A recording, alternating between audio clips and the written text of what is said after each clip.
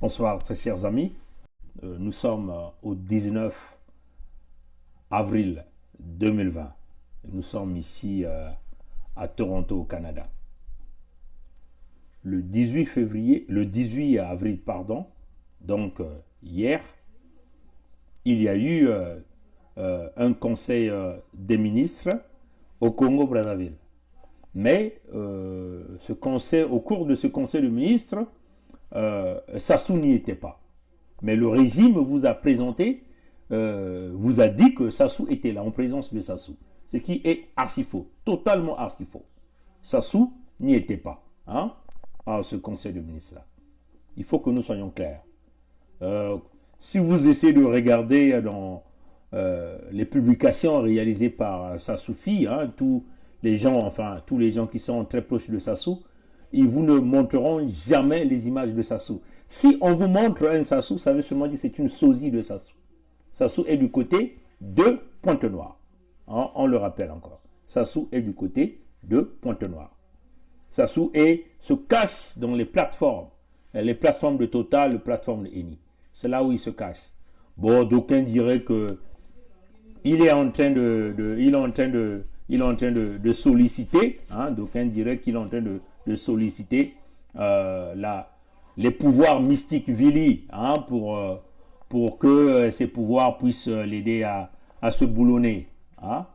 Mais en réalité, la véritable raison, c'est qu'il est là parce qu'il est protégé par le système de la France-Afrique. Et Sassou veut vouloir, comme on le dit ici, Sassou veut vouloir piloter ce que nous appelons ici l'état de siège militaire à partir des plateformes de Total. Donc la base Ndieno serait un peu la base de transmission des informations pour permettre à ces forces militaires de mener des opérations de l'état de siège militaire au Congo. Éventuellement Ole Songo, qui est le représentant de Sassou, commandant de zone dans la zone de Pointe-Noire, qui fera ce sale boulot-là. Et nous avons déjà donné l'information hier, je crois que vous êtes déjà informés. Ce que nous voulons vous dire, au Congo présentement, pour ceux qui ont une lecture politique, ils se rendent compte qu'il y a deux gouvernements. Il y a le gouvernement Mwamba Clément, nommé par Sassou, donc Premier ministre Mwamba Clément, et il y a le gouvernement qui est dirigé par Mboulou Raymond Zéphirin, qui lui-même fait partie du gouvernement Mwamba. Donc en réalité, Mwamba Clément est aujourd'hui comme un simple figurant. Pour ceux qui ont cette lecture politique, ils le verront.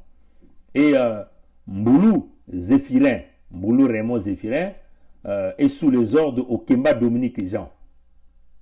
Et Mwamba est sous les ordres de Sassou.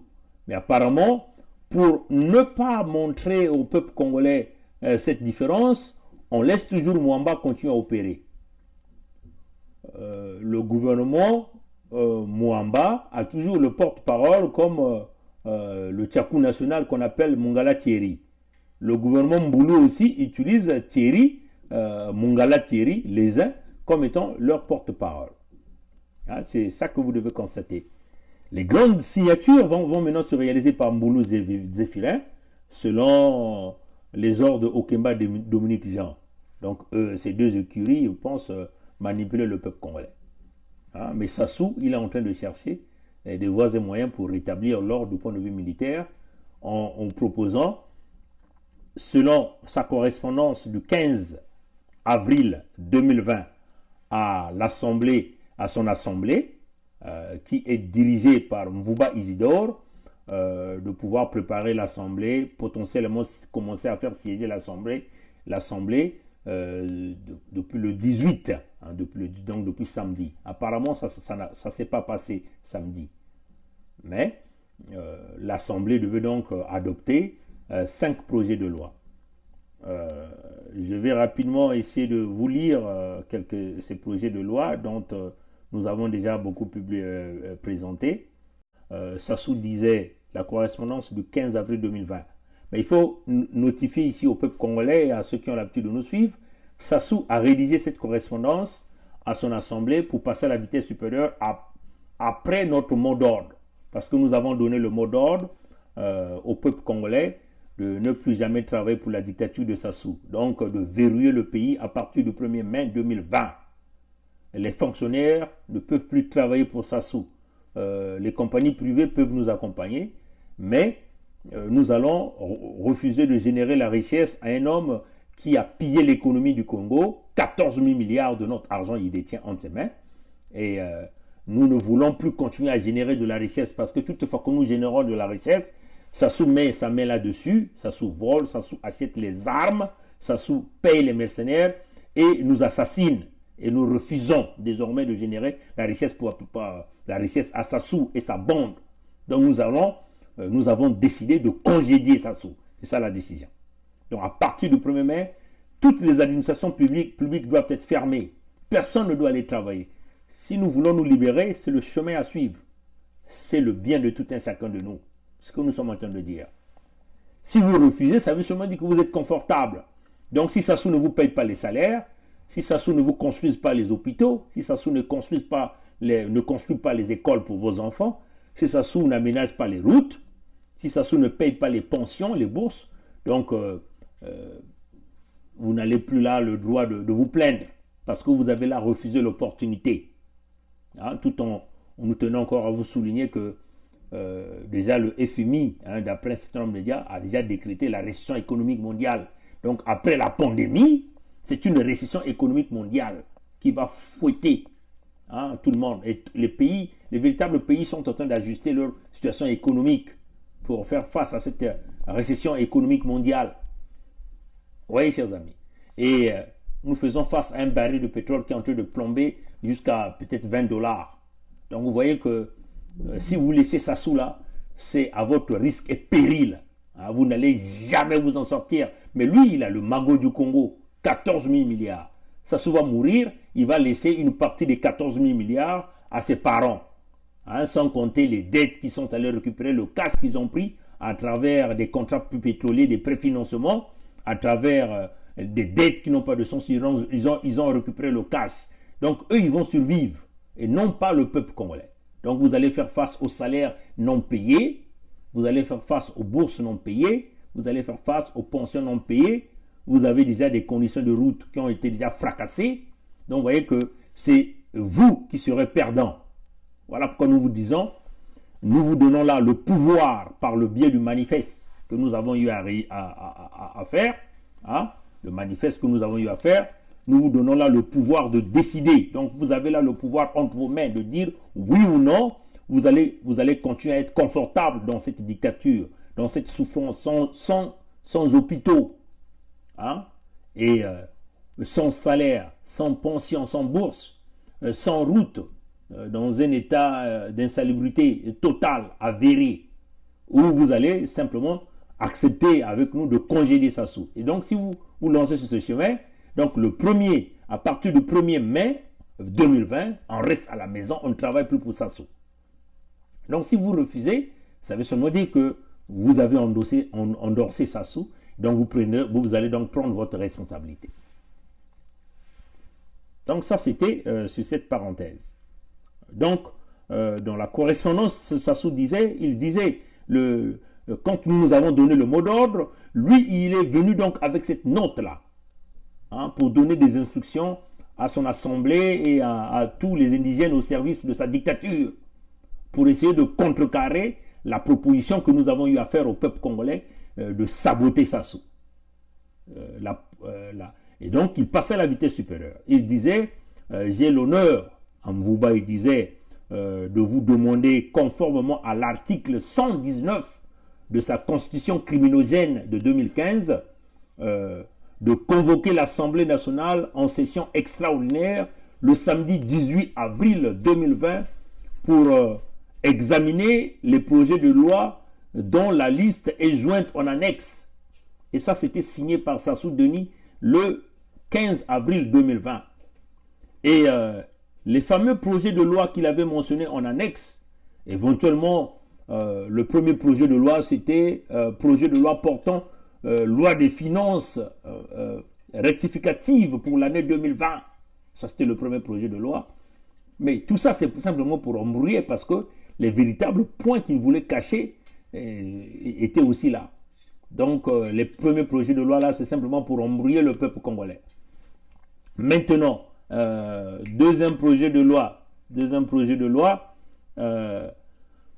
loi portant approbation de contrat de partage de production émeraude 2, signé le 9 avril 2020 entre la République du Congo, la Société nationale des pétroles du Congo et les sociétés Congo Rep SA et Perenco Congo SA. C'est là où Sassou avait beaucoup plus placé ses énergies. Donc en convoquant son assemblée, il y avait deux projets de loi que Sassou comptait. Donc parmi les projets de loi que nous allons lire, c'est le projet de loi numéro 2 sur cette liste-là. Donc je veux relire ça. Projet de loi portant approbation de contrat de partage de production émeraude 2, signé le 9 avril 2020 entre la République du Congo, la Société nationale des pétroles du Congo qui est dirigée par Ominga Raoul, donc un parent de Sassou direct. Ominga est sous les ordres de Denis Christel qui a déjà dirigé cette compagnie pendant plusieurs années. C'est là où ils ont fait tout le rouleau compresseur du vol de l'argent du Congo bien organisé, l'empire du vol, dont l'épicentre se retrouve à Oyo, piloté par Sassou Denis Christel, par Ominga, par toutes ces colonnes du vol, les Denis Ngokana, les Lucien Ebata, éventuellement les Toka Wilfried. Hein? Donc c'est cette magouille financière qui a piloté ces projets. Et puis il y avait un autre projet de loi autorisant la prolongation de l'état d'urgence sanitaire en République du Congo. Ça, c'est simplement, il a mis pour vous brouiller les pistes. Hein, pour vous brouiller les pistes. Et puis, il y avait un autre projet de loi. Il dit projet de loi habilitant le gouvernement à édicter par ordre des mesures relevant du domaine de la loi dans le cadre de la lutte contre la pandémie coronavirus, donc Covid-19. Là encore, ça c'était là pour simplement pour vous brouiller les pistes, parce que nous connaissons l'échec dans tout ce qui est le domaine médical au Congo. Hein. Le Congo est dans le chaos. 15 hôpitaux, il avait promis 0 hôpital construit, vous le savez. Donc on ne peut pas faire face à ça sans pourtant avoir les structures médicalisées. Il a parlé de 100 milliards. Les 100 milliards se retrouvent dans les poches des gens. Mwamba Clément a parlé d'1,5 milliard. Ça se retrouve encore dans les poches des écuries de ce système. Bon, en plus, les dons que l'homme d'affaires chinois nous a donnés, M. Jack Ma, M. Ali Baba, les dons ont été volés là à Brazzaville. Mikolo a pris sa partie, il est allé donner quelques dons, des cadeaux empoisonnés aux gens de Mouyonzi, à l'hôpital de Mouyonzi. Sassou a récupéré sa part, Mwamba a récupéré sa part, tout un chacun a récupéré sa part. Les quelques miettes qui restaient, ils ont donné à leur clinique privée qu'ils détiennent. Donc ça encore, ça a été pillé.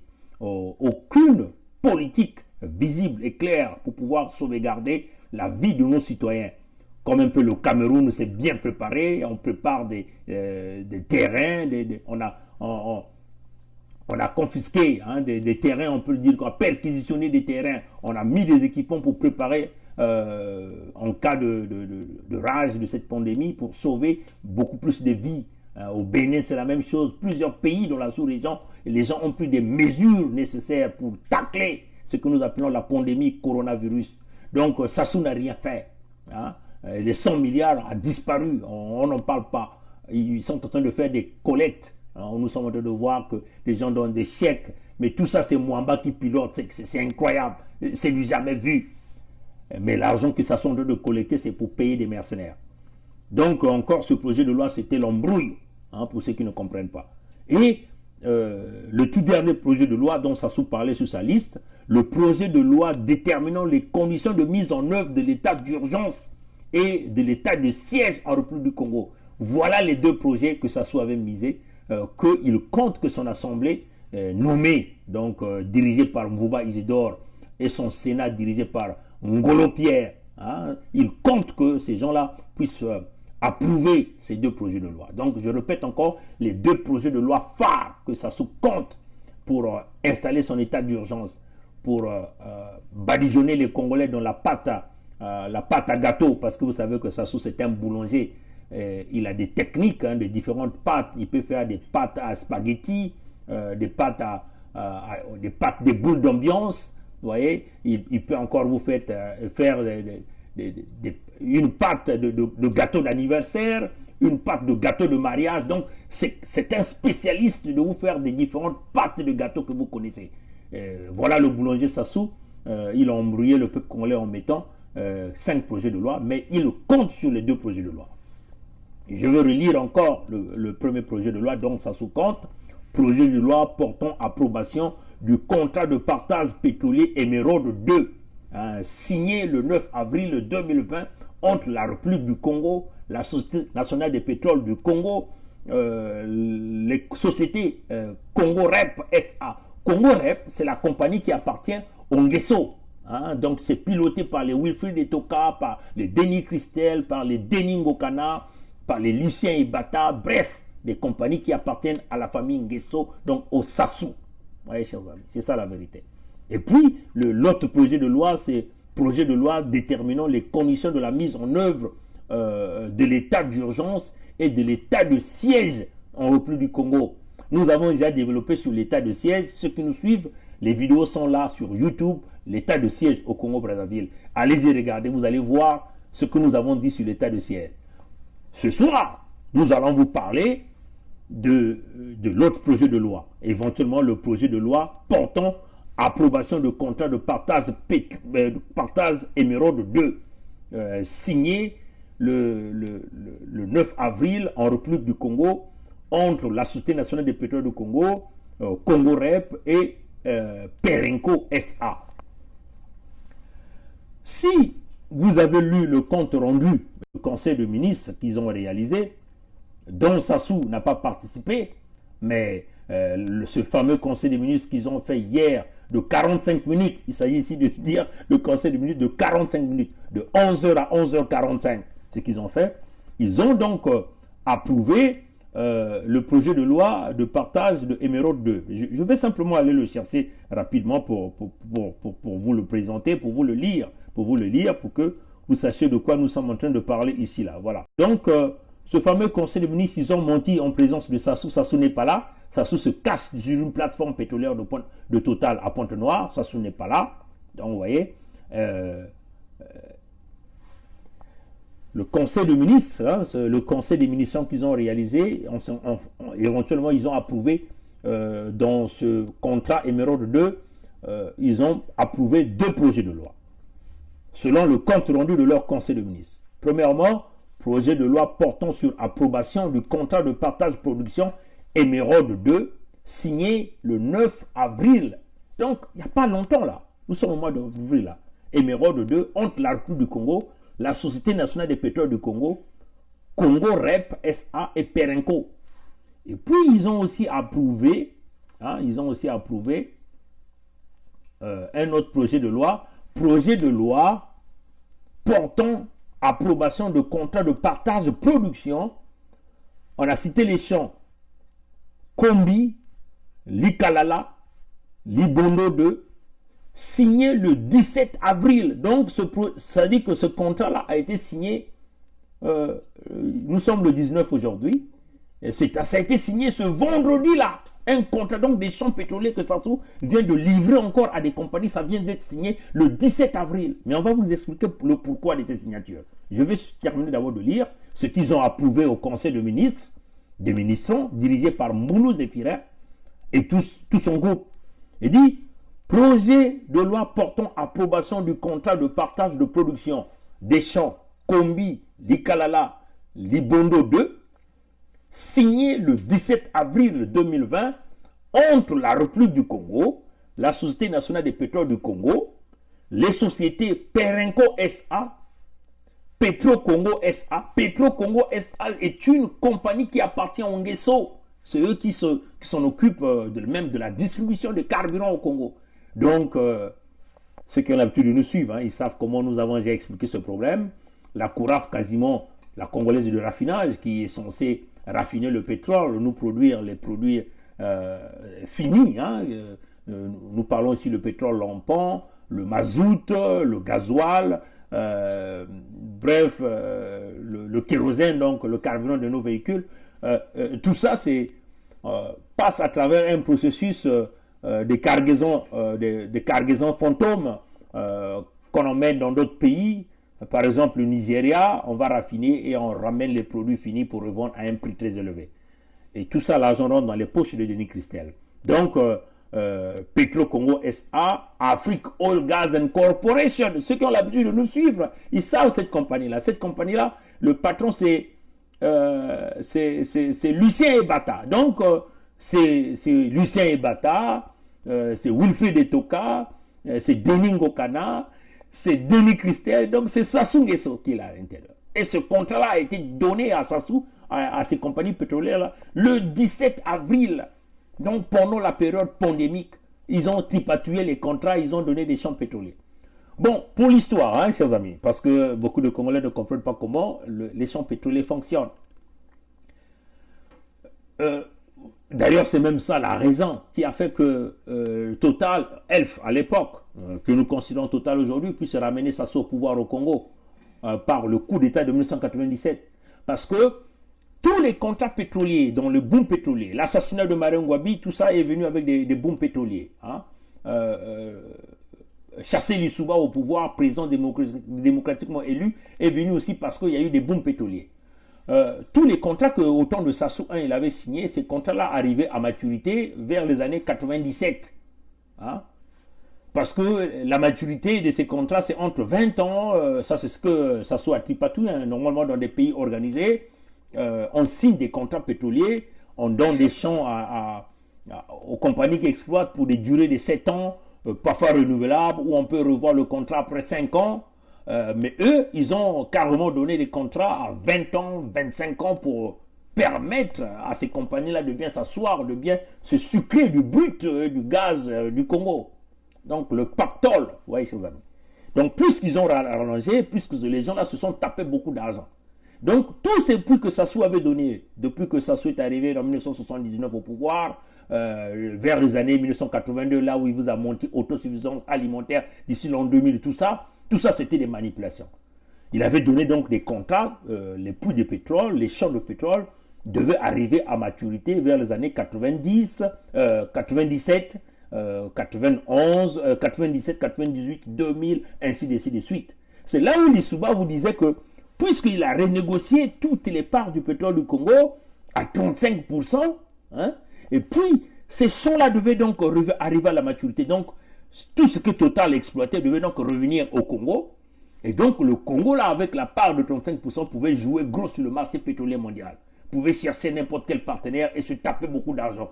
C'est là où Lissouba vous disait qu'au deuxième mandat, nous allons décoller le Congo. Le Congo sera une petite Suisse. Parce que Lissouba avait déjà calculé ça. Il s'est battu, il a réduit la dette du Congo et il a visé la part du Congo à 35%. Et les champs du pétrole devaient donc revenir à l'État après la période de maturité de 20 ans, 25 ans, d'après ce que Sassou avait signé au temps passé. Quand les champs arrivent à maturité, ça revient à l'État congolais. Donc l'État congolais peut se décider de ce qu'il veut faire. Maintenant, Sassou c'était malin, qu'est-ce qu'ils ont fait avec, quand ils ont chassé Lissouba, c'est que Sassou a créé des compagnies au sein de cette famille. Donc comme cette compagnie Congo Rep, éventuellement ce que nous appelons ici la compagnie de Denis Ngokana, que nous appelons ici Afrique Oil Gas and Corporation, les PEPA, toutes ces compagnies, sont donc devenus des producteurs et même des traders du pétrole du Congo. Et toutes ces compagnies appartiennent au Nguesso. Ils ont cherché de partenariat avec plusieurs amis et ils sont en train d'avancer dans ce projet-là. Donc, ils ont donc signé les deals avec les compagnies mères comme Total et Eni pour dire, bon écoutez, les champs sont revenus, mais vous continuez l'exploitation, mais vous nous donnez juste des petites parts et nous allons continuer à fonctionner. C'est comme ça que ces gens-là ont toujours fonctionné. Et les grandes compagnies mères comme les Total et Eni, ben, ils ont trouvé ça des bonus, hein, parce qu'ils injectent beaucoup plus d'argent pour faire des opérations de nettoyage de puits. On fait ce que nous appelons de walkover. On procède par le nettoyage, on fait du sablage, l'acidification de puits pour aller récupérer l'huile qui se retrouve dans les pores, hein, dans les poches de la roche. pour les sortir. Donc on booste les performances de production de pétrole, de puits. Hein. Pour booster ça, on change des pompes. Donc ces pétroles-là, quand on fait ces opérations-là, ça donne encore la puissance à un puits. Hein. On augmente la longévité d'un puits, hein, peut-être même de 10 ans encore, 15 ans encore. Donc beaucoup plus de brut qui sort. Et les compagnies, quand ces compagnies-là font tout ce travail-là, ils donc transmettent la facture, hein, de toutes les dépenses au Congo. Et ces factures-là rentrent dans le cadre du remboursement de la dette. Hein. On peut dire que parce que ces compagnies-là ont investi leur argent, il faut le rembourser. Et donc c'est le trésor public congolais qui encaisse. Mais eux, ils récupèrent par pétrole. Mais la part du Congo est en ce moment-là réduite. Elle est réduite, cette part. Et ce qu'on donne, ce sont les compagnies d'Ingesso qui récupèrent et qui se tapent de l'argent sur ça. Le trésor public ne voit rien. Voilà pourquoi vous avez vu qu'il y a eu plusieurs publications qui démontrent que le trésor du Congo n'a quasiment rien reçu. Parce que le pactole rentre dans la poche des compagnies d'Ingesso.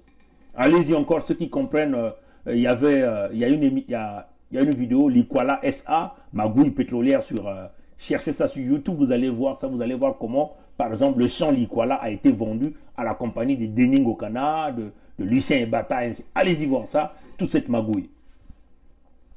Et donc, les champs Émeraude 2 est arrivé à maturité. Et donc, le peuple congolais, l'État congolais devait le récupérer. Qu'est-ce que les Nguesso font? Ils signent donc un accord de tripatouillage entre la SNPC, les compagnies de Nguesso et Perenco SA. La même chose pour Kombi, Likalala, Limboto. Dans le domaine pétrolier, au Congo, c'est divisé en nord-sud. Donc le nord-sud, c'est le secteur de Yanga, Senji, vous avez les Kombi, les Kalala, les Mboto, ainsi de suite. Dans le secteur sud, vous avez les Tibuela, les Senji, non, Senji c'est dans le nord, vous avez éventuellement les Tibuela 1, Tibuela 2, même les Nkosa sont dans le secteur sud, vous avez donc Émeraude aussi est dans le secteur sud, Émeraude 2. Et ces champs-là appartenaient à Total. Hein, c'est Total qui exploitait, ça arrivait à maturité, donc ça revient à l'État congolais. Et donc, on voit Perenco. Mais qu'est-ce que Perenco vient faire pendant la période pandémique dans ces contrats-là? Pourquoi Perenco est arrivé à signer ces contrats? C'est ce que nous voulons vous expliquer. Pourquoi Perenco est devenu la compagnie maîtresse pour pouvoir récupérer ces champs pendant la période pandémique, pendant la période où le baril de pétrole est en train de chuter? Pourquoi Perenco récupère ça? C'est parce que à la signature de ces contrats, il y a le cash qui vient. Hein, chers amis, il y a le cash qui vient. Des avances qu'on donne à la signature et tout ça là et tout. Et le cash là va permettre donc au dictateur de payer ses mercenaires. Ce cash là va donc permettre à la dictature de s'acheter des armes. Donc il a besoin du cash. Donc il comptait obtenir ce cash, hein, parce que quand il va installer son état de siège, il faut payer ces mercenaires-là qui viendront. Il faut payer les équipements, il faut payer tout. Il faut le cash. Le cash ne peut que venir auprès des pétroliers. Donc, nous considérons que Perenco joue un peu le jeu que Total a eu à faire lors du coup d'état de Sassou Nguesso de 1997. Donc, Elf finançait le régime démocratiquement élu et finançait en même temps le poutiste Sassou. Hein, c'est ce même jeu-là. Mais vous devez comprendre que Elf n'a pas voulu se lancer cette fois-ci, visiblement, à faire ce jeu. Donc il faut chercher une compagnie subsidiaire qu'on a trouvée ici, Perenco. Pourquoi Elf n'a pas voulu le faire, ou Total n'a pas voulu le faire? Parce que Total est coté sur la bourse de Wall Street, sur le CAC 40. Mais ce qui a fait beaucoup plus peur à Total, c'est le Wall Street qui a fait peur à Total. Parce que Donald Trump, le président américain, avait signé un executive order qui condamnait des sociétés, qui condamnait des individus qui finançaient les groupes, on peut dire des groupes terroristes, qui finançaient les dictatures, des régimes qui contraignent aux libertés de leurs citoyens, aux régimes qui pillent l'argent de leurs États, aux régimes dictatoriaux d'une manière générale. Or, le Congo est classifié comme un régime dictatorial. Le tout dernier rapport du département d'État américain le prouve, rapport de 2019, le prouve que le Congo est une dictature. Hein, il y a des exactions, des répressions, des milices, ainsi de suite, le vol, la magouille, ainsi de suite. Donc, qu'est-ce que Total fait? Total veut encore vouloir nous jouer le jeu. Cette fois-ci, Total ne veut pas sortir parce que Total a peur d'être sanctionné sur la bourse de Wall Street. Hein, parce que Donald Trump va sanctionner par rapport à l'executive order. Donc, on passe derrière une compagnie subsidiaire comme Perenco. Perenco qui va donc signer ses contrats dans le camouflage généralisé. On cafouille ici là pour signer ces contrats pendant que les gens sont concentrés à vouloir régler le problème d'épidémie ou de la pandémie de coronavirus. Ici, les contrats, donc personne ne comprend rien. Puisque nous savons que nous faisons affaire à une assemblée des moutons, dès qu'on leur donne l'argent, mais ici, ils ne sont rien regardés, parce qu'ils ont tous été nommés, ils ne peuvent rien faire pour le peuple congolais. Et donc, on utilise ici Perenco, qui devient une compagnie pétrolière qui veut venir sauver la dictature de Sassou en finançant les achats des armes par le biais de Sassou, par ses contrats pétroliers qu'il vient de signer, en finançant les salaires des mercenaires que Sassou va vouloir emmener dans cet état d'urgence, hein, par ces contrats pétroliers qu'il venait de signer. Parce que si vous lisez ce que le conseil de ministres de Sassou a dit, vous allez voir des sommes que cette compagnie-là va déverser à la signature de ces contrats. Donc c'est des multimillions de dollars américains que Sassou va avoir en cash, va lui permettre de jouer les champs de manœuvre. Parce qu'il faut le dire qu'une grande partie de notre argent de 14 000 milliards que Sassou a volé et son clan a volé se retrouve dans des paradis fiscaux, dans des bunkers personnels un peu partout. Vous voyez, chers amis. Mais là, Sassou veut vouloir avoir le cash par les compagnies pétrolières. Les compagnies pétrolières, ici, la compagnie qu'ils ont trouvé qui va faire cette manœuvre, c'est la Société nationale de pétrole du Congo, qui est on peut dire un rouleau compresseur de la corruption, du pillage et de vol de notre argent.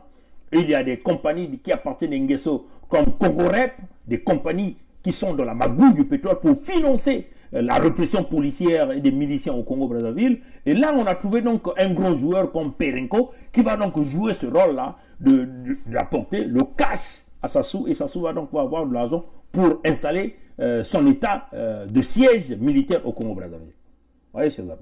Donc, hier, on vous a parlé du projet de loi sur l'état d'urgence. Nous avons expliqué. Et là encore, nous venons vous parler de la responsabilité que va avoir Total, parce qu'à l'heure où nous sommes en train de parler, Sassou, ça fait plus de 3 jours depuis hier qu'il est dans Pointe-Noire, il dort dans les plateformes, sur les plateformes, il vient de faire ses opérations à la base Ndieno, et là nous sommes encore en train de voir Perenco qui s'embarque à l'intérieur de ces contrats pendant la période pandémique, là où le baril de pétrole est quasiment à 20 $, c'est inimaginable qu'on puisse signer ce genre de contrat. Pour des pays réfléchis, on allait faire le gel, le moratoire, jusqu'à ce qu'on va réajuster. Mais eux, ils se lancent directement parce que Sassou a besoin de cash. Et Sassou va à la va-vite. Il est à la vitesse supérieure. Il mobilise son parlement, il mobilise le faux conseil de ministres piloté par Moulou Zéphirin pour ramener tous ces... C'est ça qui nous fait croire que les troubles qui existent entre Okemba ou les Sassou, c'est un jeu de pyramide, hein, de pirouette qu'on veut vouloir emmener le peuple congolais. Oui, chers amis. Mais leur rôle, c'est d'installer une hiérarchie militaire, d'emmener les forces de l'extérieur pour baliser tout le pays et maintenir le pays en statu quo, tout en sachant qu'ils ont échoué dans la résolution de la pandémie. Et donc, l'unique façon de s'en sortir, c'est de mettre le pays en feu et en sang. Oui, chers amis. Donc, l'état de siège signifie on va assassiner beaucoup de gens, les cadres civils et militaires seront assassinés, ainsi de suite. Donc, l'homme va sortir de là gagnant, il va transférer le pouvoir à ses parents et il va nous laisser orphelins de père et de mère, orphelins de nos 14 000 milliards de l'argent du Congo qu'ils ont volé. Donc, en conclusion, ici, nous voulons dire à Perenco, vous êtes tenu responsable de ce qui va se passer. Et on le dit, Perenco est aujourd'hui sur notre ligne de mire. Vous ne pouvez pas aller soutenir la dictature en leur donnant de l'argent, le cash, pour qu'ils continuent à déverser le sang des Congolais sur notre territoire. Et on le dit. Et on veut on veut ici aussi dire à Total que nous connaissons vos manœuvres. Si vous donnez de l'hospitalité à Sassou, qu'il dort sur vos plateformes, c'est que vous êtes dans le coup. Vous voulez maintenir toujours le Congo au statu quo. Que ce pays puisse être fracassé par l'Inguesso au profit de Total et des compagnies pétrolières. Et ça, nous disons non. Donc Total prendra une part de responsabilité, Perenco va prendre une part de responsabilité dans le chaos qui est en train de venir au Congo-Brazzaville. Voilà un peu, chers compatriotes, ce que nous tenons à dire. Donc vous voyez que l'Assemblée de Sassou, comme vous avez vu, le Conseil de ministres de Sassou dit qu'ils vont envoyer ça au Parlement de Sassou pour que le Parlement puisse adopter. Mais si nous faisons face aux véritables parlementaires, donc Mvouba Isidore, qu'il s'agit de Ngolo Pierre, ils doivent simplement dire non à ce projet parce que ça va financer l'état de siège militaire de Sassou. Donc maintenir le pouvoir dans le clan, mettre le pays à feu et en sang. Et si ces parlementaires-là sont des gens conscients, ils diront non à ce projet de loi parce que c'est le bras financier de Sassou. Et donc éventuellement, encore les responsables, Perenco doit savoir que vous n'allez pas vous en sortir face à un peuple congolais debout. Total, nous vous disons, si vous n'êtes pas dans le coup, donc agissez maintenant et réagissez. Et nous demandons éventuellement aux Français qui sont les partenaires directs du Congo de se mettre du côté du peuple face à un homme qui a brisé le Congo, qui a mené le pays dans la destruction, dans l'hécatombe économique. Là, nous sommes dans l'Armageddon de l'Armageddon économique, dans l'apocalypse de l'apocalypse économique. Là, nous sommes dans un pays fracassé, aucun hôpital. Là, nous sommes face à une pandémie, le peuple est abandonné. Alors, nous demandons les partenaires du Congo véritablement de travailler avec le peuple pour réussir ce combat contre le kleptomane, le tyran Sassou, celui-là qui a fracassé des vies au Congo. Maintenant, contre aux Okiri, on leur dit le pouvoir appartient au peuple va récupérer le pouvoir, va le remettre à qui il veut.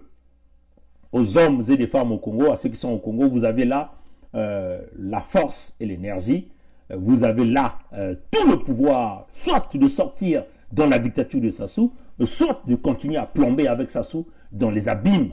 Nous vous avons donné ce pouvoir-là, la balle est désormais de votre côté pour que cela réussisse. Pour le moment, nous vous demandons donc de suivre ce que nous vous demandons. Le pays demeure fermé, le lockdown du Congo jusqu'à la suite de Sassou, personne ne travaille. Les jours qui viendront, nous donnerons les noms des cabinets de tous les ministères, des secrétariats, des conseils de départementaux, des mairies au Congo. Tous ces gens-là ont la responsabilité de maintenir les bureaux fermés. Et si vous ne le faites pas, quand Sassou va chuter par la phase 2 ou la phase 3, ce que nous avons dit dans le manifeste, ben vous allez simplement perdre des emplois. Pas de retraite. C'est cela le prix à payer pour les traites de la nation. Alors, à bon entendeur, salut. La lutte continue, le peuple gagne toujours. Ingeta, que les esprits de Cardinal Émile Biayenda soient avec nous. Monseigneur Ernest Kombo, Kikadidi, Kinganga, Diawara, Pierre Onga, Kimboalankaya, tout ce monde soit avec nous. Bruno Osebi, Augustin Kalakala, Maître Ambroise Malonga, les disparus du BIT de Brazzaville, ceux qui sont morts au génocide de Sassou à Ikongono, ceux qui sont morts au génocide de Sassou dans le département du Poul. Nous demandons que les 570 morts qui venaient d'être enterrés dans une fosse commune, tous ces esprits soient avec nous, puissent intercéder auprès du Dieu créateur pour le peuple congolais. Tout le capital de décès de Sassou, plus d'1 million de morts, que ces âmes puissent crier pour nous auprès du Dieu créateur pour que nous puissions réussir cette opération. La peur ne sera plus de notre côté parce que nous avons décidé que nous allons congédier Sassou. Sassou va procéder par des intimidations, il passera par des administrations. Mais vous allez continuer à rester chez vous parce que nous n'avons jamais embauché ce type. Ce type, il a fracassé le pays, il a prouvé de son incompétence, il a prouvé qu'il n'était jamais capable de diriger ce pays. La seule chose qui lui reste, ce sont les armes. Voilà pourquoi il veut vouloir vous mettre en état de siège militaire sous ces miliciens. Mais tout ça, c'est des mercenaires qui viennent d'ailleurs. Et ces mercenaires-là, Sassou a déjà reçu le soutien de compagnies comme Perenco qui vient là pour vouloir sauver. Et nous disons à Total et Eni, si vous êtes dans ce complot, alors là, vous êtes en train de faire fausse route. Parce que le peuple congolais est debout. Ce que vous avez fait en 1997 ne pourra plus jamais se faire en 2020. L'option nucléaire dont nous avons préparé dans le manifeste va s'effectuer. Que l'esprit de mon père, ma mère, mes frères et ma sœur aussi nous accompagnent dans cette lutte. Le peuple gagne toujours. Ingeta.